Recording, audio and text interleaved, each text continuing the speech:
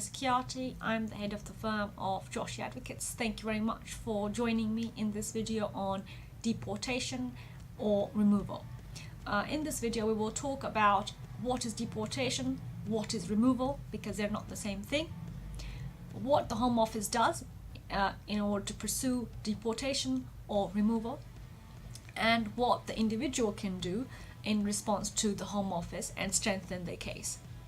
Okay, so deportation is when someone has committed a criminal offense and has been sentenced to that offense.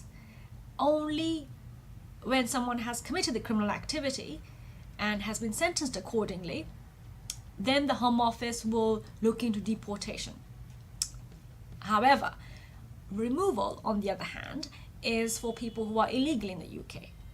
Okay, so say that someone has committed a criminal offense and the Home Office says, look, because of this offense, you are no good. For the public in the UK, we want to deport you. The Home Office sends a letter saying this and allows the person an opportunity to tell the Home Office about their life in the UK, their family, their partner, their children, for 70 days time frame they have. And then the Home Office will review. And then the Home Office will give a decision. If that decision carries a right of appeal in country, the person will appeal, go to court, and the procedure continues. On the other hand, when a person is illegal in the UK and the Home Office, imagine the person is signing every month or every week in the Home Office, and one day Home Office says, look, excuse me, can we please interview you? And the person says, okay. One thing goes to another and the person is in detention. The removal process is not like this. It's not in the matter of minutes or a matter of hours. It takes time. Home Office has to give a letter saying, look, on the XYZ basis, we have decided to detain you and we want to remove you. At this point, the person in detention has the opportunity to tell the Home Office, A, about their life in the UK, B, about their partner or any children in the UK, C, their connections to the UK, and D, if they are afraid of returning to their country.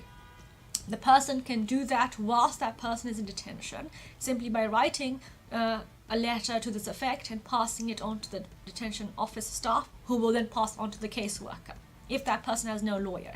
If you're in detention and you call your lawyer outside, the lawyer will do the same thing. Will say, look, to the Home Office, the person has lived here for XYZ amount of time, they have ABC connections to the UK, therefore this person should not be removed. Right, Home Office will then look at this and will then make a decision. Whilst the Home Office is doing that, you or your lawyer can ask the Home Office to be released, because only people that are going to be removed imminently, which is like tomorrow, only those people can be detained for some time. If there is no imminent chance of your removal, you are more than welcome to ask the Home Office for release whilst the Home Office is looking at your case.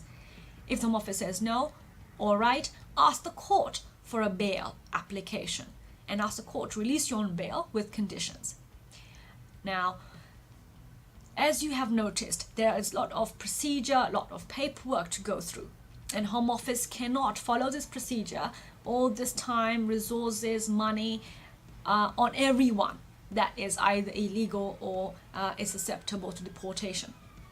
Because of that, it is significantly becoming difficult for the Home Office to maintain immigration control.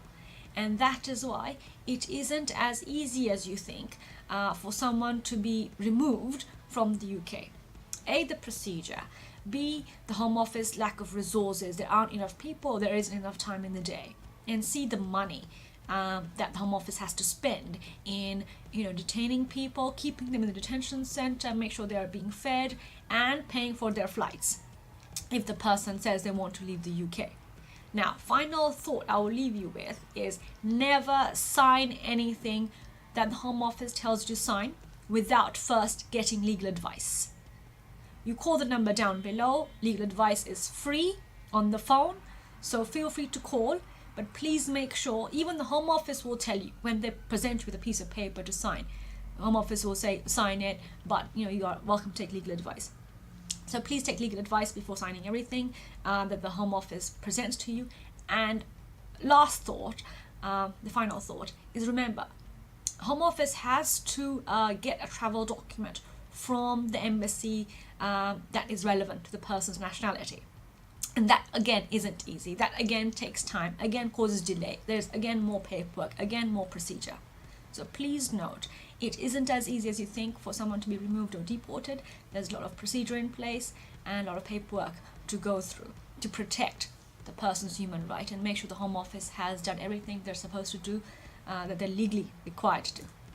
Okay, well, I hope this helps you in understanding how the deportation procedure and removal procedure actually works, and that it isn't in a matter of hours that someone could be removed. And as always, seek legal advice. Do not be afraid. And when you are, worst case scenario, in detention, just communicate with the Home Office and look, this is what my problem is. I have XYZ ties in the UK, and these are the paperwork, these are the people's numbers you can contact, and let the Home Office decide. Home Office cannot decide your claim if they don't know about it. Okay, so I'll leave you with that. Again, subscribe. Feel free to contact me. Details below in the description box, and I'll see you next week. Thank you very much. Take care.